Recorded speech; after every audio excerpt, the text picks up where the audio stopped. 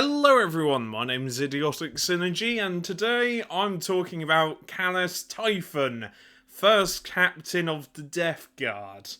For those of you that don't know who Calas Typhon is, he's Typhus. I think that's obvious. I don't, put two and two together. Typhon, first captain of the Death Guard, Typhus. It's not exactly subtle, but I do love this model, and I think I like it more than the 40k counterpart. Generally, I think this is better than modern day Typhus, and it's one of my personal favourite models. I don't own this model yet. I want to though in the future, but my god, I love this model. It is a solid looking model. And something that I really like about it is that even if you don't want to have like the weird, heightened statue thing to put him on, you can just put him on this space and it works perfectly for 40k. It is a solid model. Solid as a rock, some might say. I absolutely love it. It is just really nicely done. Even the sculpt isn't too bad. In fact, can I see if I can get one? Yep, okay. This is what it looks like without its helmet, which I wish there was a non-helmet version of 40k Typhus, because though it would be just horrific, it would also look really cool. So yeah, you can have Typhus without his helmet, and this is what it looks like. Hello. He's a very serious bloke. He's also a really solid character, both in the lore and in game. He's a solid unit. I love him in the lore. Seriously, in the lore, Dark Imperium, it's such a good book. I recommend you read it, because there's a bit in it where he just tells Mortarion off, and it's the best bit ever. Also, the way he delivered the Death Guard to Nurgle was pretty sick. Haha, sick, Nurgle. No. Shut up. But it was really cool, and the fact he got one over on Mortarion is just so cool. I love it.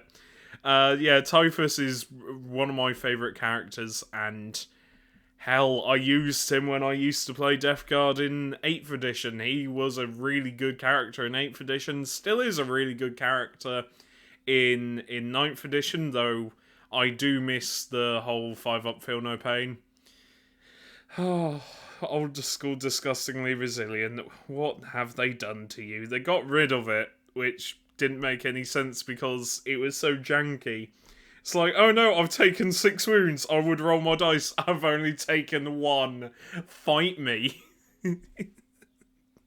Yeah, you got games where like nothing would die. Poxwalkers would just become walls of impenetrable just death and chaos. Yeah, the 5-up feel no pain was the best thing ever made. Especially if you had a plague surgeon, because you could re-roll them. And, oh, it was so good! So good! Yeah, back in the day, back in 8th edition. Oh, what an edition that was, and then power creep happened and everything got a bit fucked up. But such a good edition to go back into Warhammer on. Such fun. I hope they bring back 5-up feel no pains for Death Guard.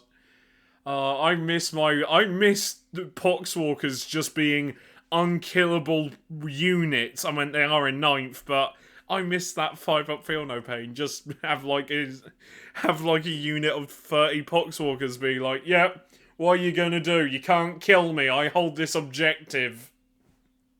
Oh, they were great. Just hold objectives and that was it. Just stay on objectives. You would just win. Especially you could conga line them as well. Right, I'm moving on.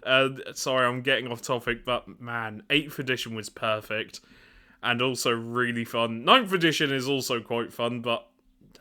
Anyway, despite me going through a little bit of a nostalgic trip there, this model is fantastic. Really cool. I like his sculpt. I like also that if you want to use him for 40k, he wouldn't take a lot to be modified. Seriously, he's already pretty much battle damaged. All you have to do is add a Nurgling and boom, you're there.